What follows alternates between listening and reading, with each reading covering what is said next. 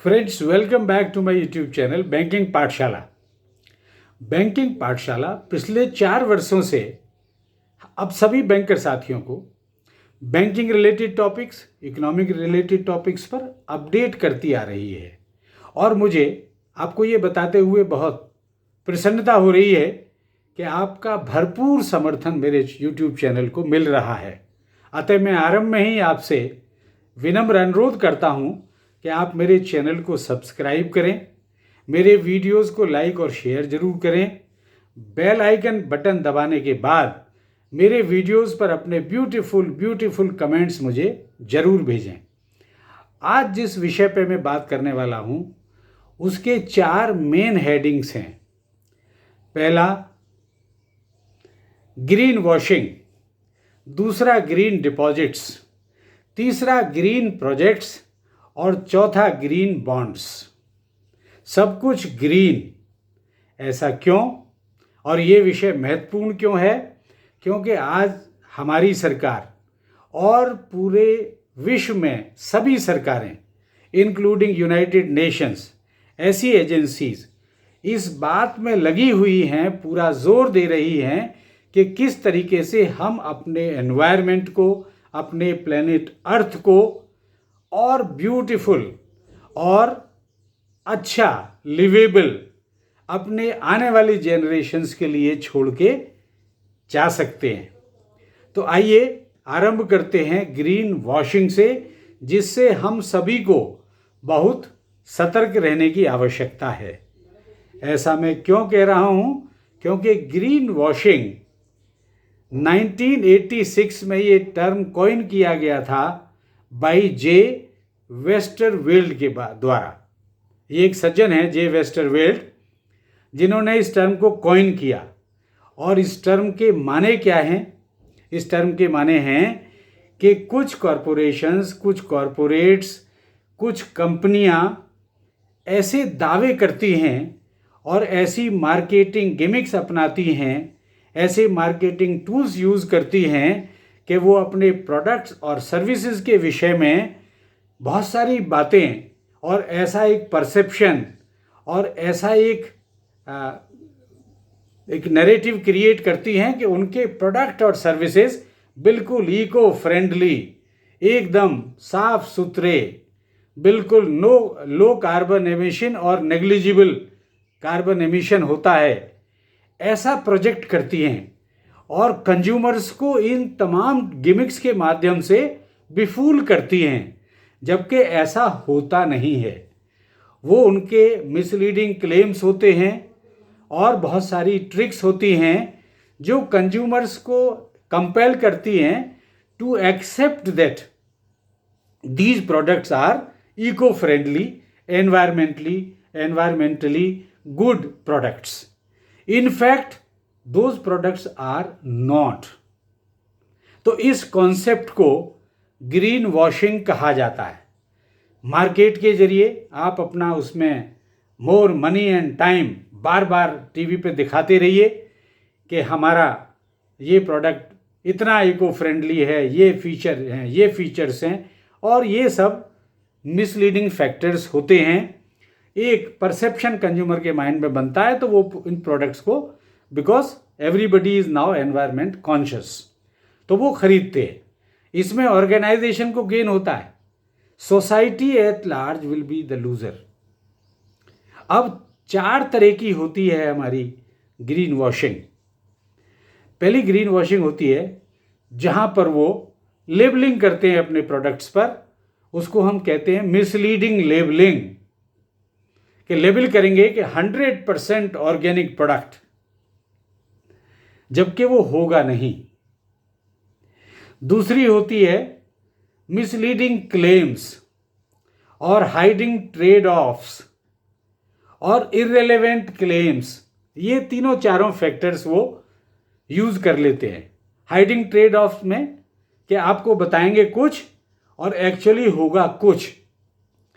एक बहुत बड़ा लिख देंगे कि ये हमारा प्रोडक्ट, एक पर्टिकुलर फीचर उसका एनवायरनमेंट सस्टेनेबल है, उसको हाईलाइट कर देंगे, और बाकी जो 4-5 फीचर्स जो एनवायरनमेंट को हार्मफुल हैं, नुकसान पहुंचाने वाले हैं, उनको बड़ा बारीक बारीक लेटर्स में जो आप ढंग से पढ़ भी ना पाएं, कितना ही चश्मा ऊपर नीचे करें, तो ऐसे उसको छापेंगे।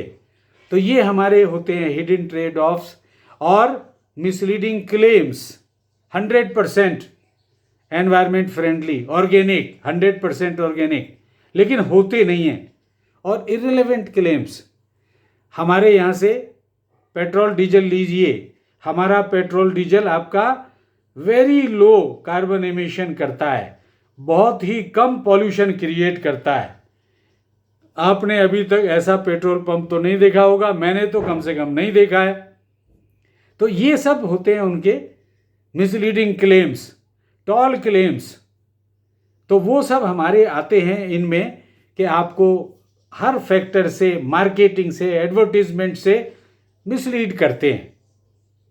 हमारा जीरो एमिशन, हमारे एयर कंडीशनर्स ले जाइए, energy consumption very low, environmental friendly 80%, ये सब क्लेम करते हैं। In fact they are not. तो ये सब के सब किसके अंतर्गत आते हैं? ग्रीन वॉशिंग के अंतर्गत आते हैं। तो एक फैक्टर ये हुआ। दूसरा मैंने हेडिंग आपको बताया था ग्रीन डिपॉजिट्स। आज ये प्रोडक्ट बैंकों में बहुत पॉपुलर होने जा रहा है। Very recently every branch, every bank will be aware of green deposits. बिल्कुल नॉर्मल डिपॉजिट्स हैं, फिक्स टेन्योर के लिए होती हैं, फिक्स डिपॉजिट के रूप में ही होती हैं। ये डिपॉजिट सेविंग या करंट में नहीं हो सकते। Green deposits are only fix deposits, और इनमें नॉमिनेशन फैसिलिटी भी अवेलेबल है।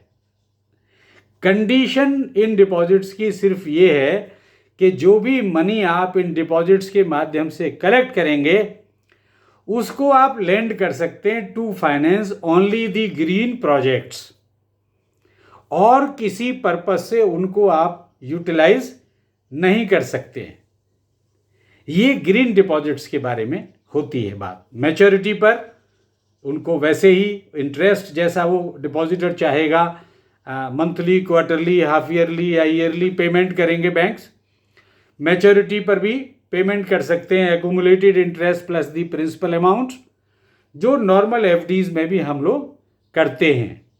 तो ये कहलाते हैं ग्रीन डिपॉजिट्स। कंडीशन एक बार और रिपीट कर रहा हूं मैं कि इससे जो पैसा आप कलेक्ट करेंगे उसको आप यूज करेंगे for lending purposes to finance only the green projects. और ये मेरा तीसरा एस्पेक्ट है, ग्रीन प्रोजेक्ट्स होते कौन से हैं। तो ग्रीन प्रोजेक्ट्स में वो प्रोजेक्ट यानी any project which helps in reduction of, कम कर देता है, वो क्या कम कर देता है? Carbon emission, usage of water, consumption of energy and creation of waste. अगर ये चार बातें वो करता है, कार्बन एमिशन को कम करता है, वाटर यूसेज को कम करता है, एनर्जी कंजम्पशन को कम करता है, और वेस्ट को क्रिएट नहीं करता है या बहुत कम करता है, वेस्ट नहीं क्रिएट करता है, तो ऐसे प्रोजेक्ट हमारे आते हैं कैटेगरी में, किसमें? ग्रीन प्रोजेक्ट्स की कैटेगरी में। इसके बहुत सारे एग्जाम्पल्स आपके सामने आज हैं, और कुछ नए प्रोजेक्ट्स आने वाले भी हैं। नियर फ्यूचर में आपके सामने ऐसे बहुत सारे प्रोजेक्ट्स आएंगे जो ग्रीन प्रोजेक्ट्स की कैटेगरी में होंगे। तो इसमें आपको मेन एग्जाम्पल्स आपकी रिन्यूएबल एनर्जी के सारे प्रोजेक्ट्स इसी में आते हैं, चाहे वो सोलर एनर्जी हो, विंड एनर्जी हो, हाइड्रो एनर्जी यानी जो वाटर से जनरेट करते हैं हम लोग, ऐसा कोई भी renewable energy other than energy generated by fossil fuels, तो वो हमारे रिन्यूएबल सोर्सेज में आते हैं, और ये सब ग्रीन प्रोजेक्ट्स हैं। और इसके अंतर्गत आज की डेट में ग्रीन बिल्डिंग्स भी बनने लगी हैं। कैसी बिल्डिंग्स? जिनका नाम रखा गया ग्रीन बिल्डिंग्स, जिसमें कार्बन एमिशन कम, क्योंकि एसी लगाने की ज़रूरत नहीं पड़ती, नेचुरल लाइट्स को आप ला सकते हैं पाइप के माध्यम से और हाई क्वालिटी रिफ्लेक्टर्स के माध्यम से। तमाम रूफ पर आप वेजिटेशन बना सकते हैं, वेजिटेशन और वेजिटेटिव प्रोडक्शन कर सकते हैं, जिससे उसका कूलिंग हो जाएगी ऑटोमेटिकली। वॉल्स पर हैंगिंग गार्डन्स लगा सकते हैं। तो चारों तरफ से आप ऐसा बिल्डिंग्स बनाएं जिसमें क्या रिडक्शन होगा, carbon emission reduction, water consumption reduction, energy consumption reduction और वेस्ट क्रिएशन रिडक्शन। ऐसी बिल्डिंग अगर आपने बनाई है तो ग्रीन बिल्डिंग की कैटेगरी में आ जाएगी। तो ऐसे बहुत सारे हमारे इंफ्रास्ट्रक्चर प्रोजेक्ट्स भी हैं, उसको हम ग्रीन इंफ्रास्ट्रक्चर कहते हैं, जिसमें बहुत सारी आपने देखा होगा नए जो हमारे एक्सप्रेस वेज बन रहे हैं या नेशनल हाईवेज बन रहे हैं, उनमें बीच में ग्रीन बेल्ट क्रिएट कर रहे हैं जिसमें हम ट्रीज प्लांट कर रहे हैं। और वैसे भी हर क्षेत्र में ट्री प्लांटेशन को बहुत ही महत्वपूर्ण माना जा रहा है।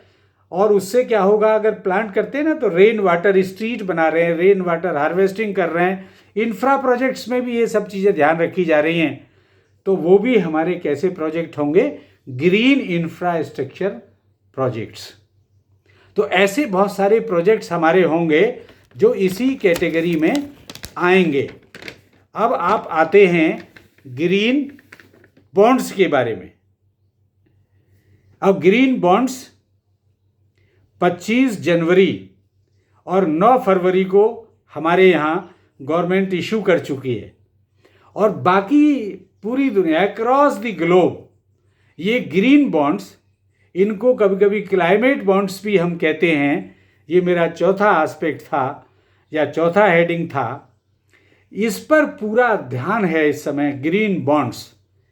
ग्रीन बॉन्ड्स भी हमारे नॉर्मल बॉन्ड्स हैं, fixed tenure debt instrument, interest payable होता है बाकायदा। उनकी जैसे दूसरे बॉन्ड्स की यील्ड हम कैलकुलेट करते हैं, ग्रीन बॉन्ड्स की यील्ड भी कैलकुलेट की जाती है। कंपेरेबल है नॉर्मल बॉन्ड्स के द्वारा। गवर्नमेंट इशू कर सकती है, गवर्नमेंट के इंटरप्राइजेज इशू कर सकते हैं, सेंट्रल बैंक्स इशू कर सकते हैं, अदर प्राइवेट बैंक्स, कॉरपोरेशंस, ये सब लोग ग्रीन बॉन्ड्स इशू कर सकते हैं। लेकिन यहाँ पर भी कंडीशन वही है कि ग्रीन बॉन्ड्स के द्वारा जो पैसा आप एकत्रित करेंगे, जो धन इकट्ठा होगा, उसको कहाँ यूटिलाइज करेंगे? To finance only the green projects, जिनकी चर्चा जस्ट मैंने अभी पहले पैराग्राफ में इससे जस्ट पहले की है। तो ये ग्रीन बॉन्ड्स, और ये ग्रीन बॉन्ड्स आपको कंपेरेबल रिटर्न, जो दूसरे बॉन्ड रिटर्न दे रहे हैं वो ये रिटर्न भी दे सकते हैं, उससे कम भी दे सकते हैं, क्योंकि we are using this money to save the planet, to save the environment. लोग तैयार हैं लो इंटरेस्ट रेट पर भी इन्वेस्टमेंट करने के लिए इन green bonds. Everybody is these days environment conscious. तो वो कोई माइंड नहीं करता है अगर आधा % 1% कम ब्याज मिलेगा, अगर हमारा ये इको फ्रेंडली मेटर्स हैं तो ये हमारे ग्रीन बॉन्ड्स है। और जैसा मैंने बताया कोई भी इशू कर सकते हैं, डेट इंस्ट्रूमेंट है। तो हमारी गवर्नमेंट ने 25 जनवरी और 9 फरवरी को 8 हज़ार करोड़ रुपए के ये ग्रीन बॉन्ड्स, जिनका नाम रखा गया था सोवरेन ग्रीन बॉन्ड्स, इशू कर दिए। और उससे जो पैसा इकट्ठा हुआ है वो ग्रीन प्रोजेक्ट्स में यूटिलाइज गवर्नमेंट करने जा रही है। तो ये एक बहुत बड़ा क्रांतिकारी कदम है। और ये चारों मैंने जो एस्पेक्ट्स आपसे डिस्कस किए हैं, चारों बहुत महत्वपूर्ण एस्पेक्ट्स हैं। तो टोटल 16,000 करोड़ के, 8,000 करोड़ के 25 जनवरी को और 9 फरवरी को 8,000 करोड़, 4,000 करोड़ के 5 साल की मैच्योरिटी के, अनदर 4,000 करोड़ 10 साल की मैच्योरिटी के, दोनों डेट्स में इशू किए गए हैं। और अगर डिटेल आप और जानना चाहते हैं सॉवरेन ग्रीन बॉन्ड्स के बारे में, तो उस पर मेरे वीडियोज़ में थोड़े पीछे ही आपके सॉवरेन ग्रीन बॉन्ड्स पर वीडियो मिल जाएंगे। आज के लिए बस इतना ही। बैंकिंग पाठशाला में आपसे पुनः अनुरोध, मेरे चैनल को सब्सक्राइब जरूर करें। मैं आपका आभार व्यक्त करता हूं। Thank you so much. I am signing off.